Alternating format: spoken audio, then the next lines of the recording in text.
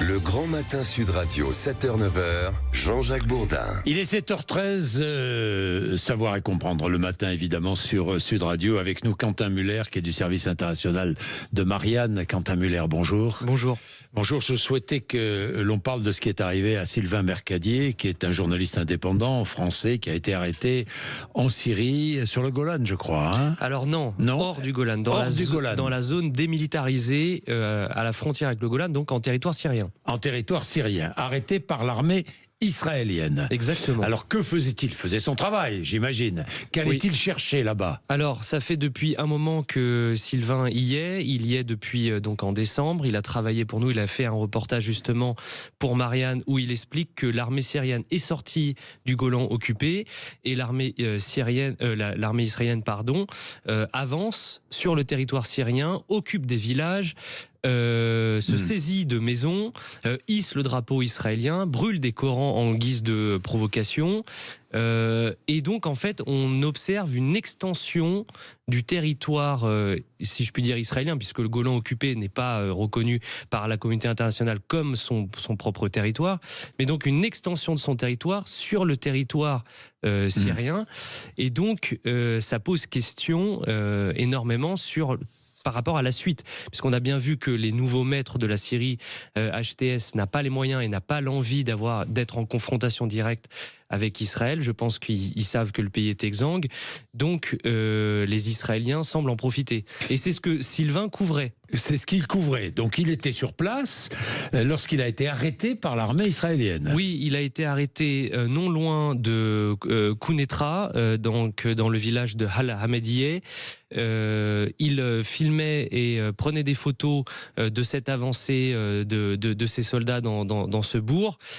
Quand il a été arrêté, à ce moment-là, des soldats donc israéliens sont venus à son contact. Il a demandé l'autorisation de les prendre en photo et de couvrir cette avancée militaire.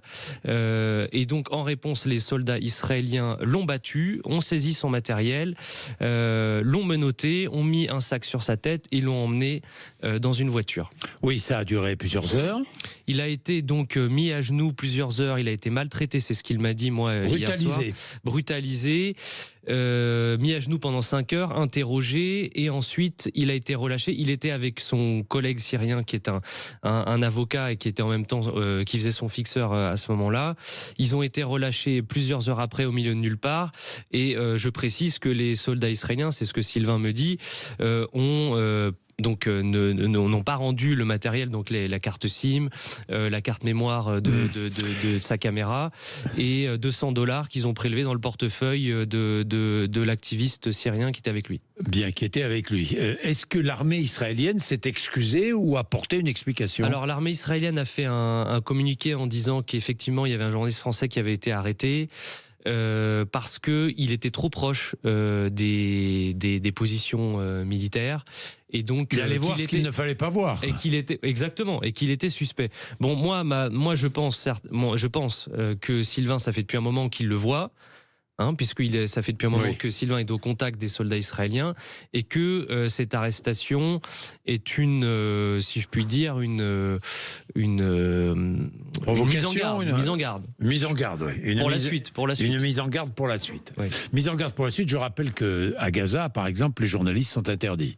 Les journalistes étrangers.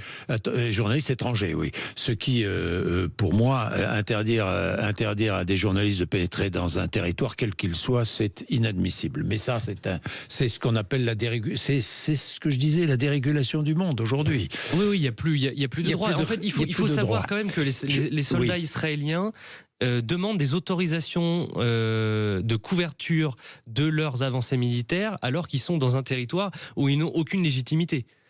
Ils n'ont aucun pouvoir. Vous vous rendez compte, ils demandent des autorisations aux journalistes étrangers sur le territoire syrien. Et ils arrêtent des journalistes étrangers sur le territoire syrien alors qu'ils n'ont aucune autorité, encore une fois. Merci Quentin Muller d'être venu nous voir du service international de Marianne. Ça vous fait réagir évidemment. Vous n'hésitez pas, 0826 300 300. Il est bon d'entendre tous les témoignages de tous les bords, évidemment. Le rappel des titres de l'actualité, Laurie Leclerc.